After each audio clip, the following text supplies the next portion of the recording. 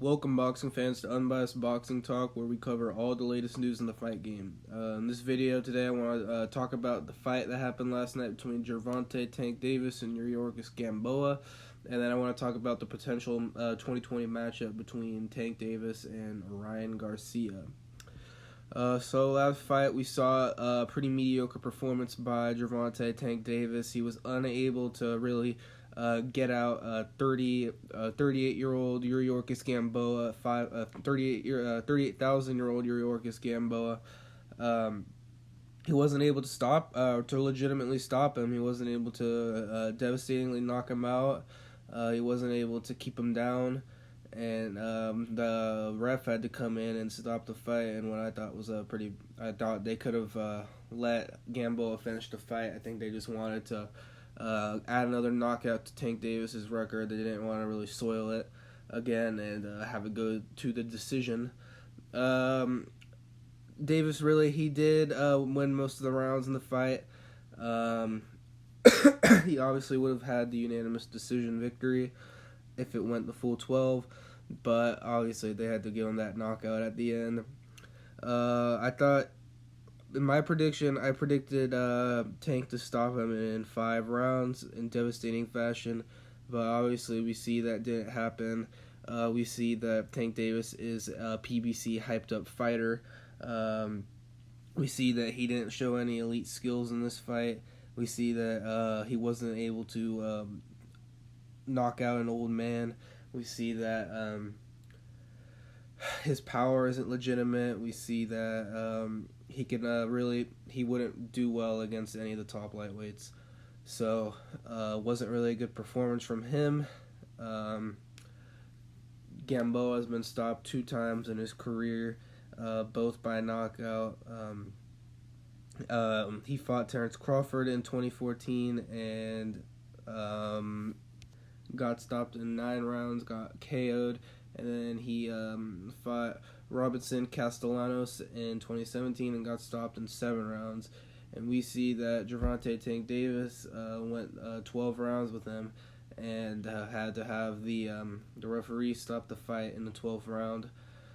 We see that Teofimo Lopez and Vasily Lomachenko would absolutely destroy Tank Davis. Devin Haney would absolutely destroy Tank Davis. Tank Davis he proved last night that he isn't a special fighter, and he would get absolutely demolished by all the top lightweights. And then recently on Twitter, Ryan Garcia said that he wants Tank in 2020, and that's a fight that he wants. We see that Ryan Garcia could be a problem for a Tank Davis. We see Ryan Garcia has speed, he has power, he has boxing ability. He's proving that he's getting better in every fight. He has He has a great trainer in Eddie Reynoso. He works with Canelo Alvarez. That's his mentor, Canelo Alvarez. They're always training together, even on Christmas Eve. Ryan Garcia puts in work. He has a better work ethic than Tank Davis. We see Tank Davis misses weight again. Almost didn't get to fight for the world title in this fight. We see Tank Davis doesn't have the dedication that Ryan Garcia has. A lot of people don't give Ryan Garcia credit. They say he's just an Instagram boxer, or he's just like a pretty boy. But we see that's all just hate. These are the same guys that are hating on Canelo Alvarez. They're hating on Ryan Garcia. They don't want to give the man his credit. They said that he was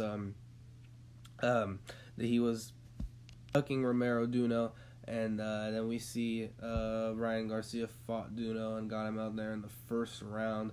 We see Ryan Garcia's power could be, and I think it would be, a problem for Tank Davis. But the thing we don't know about is how Ryan Garcia's chin would hold up against power. We see Gervonta Tank Davis still does have good punching power, but it's just not the punching power we thought he had. It's obviously not devastating enough because he couldn't get a 38,000-year-old Gamboa out of there. But we don't know how good Ryan Garcia's chin is. It hasn't been proven that it's bad, but we still haven't seen him get hit with a good shot. I think Ryan Garcia still needs to fight a few more tune-up fights in 2020 he still needs to improve, work on his skills, and show that he can really beat a guy like Gervonta Tank Davis. Thank you for tuning in to Unbiased Boxing Talk, and we'll see you in the next episode.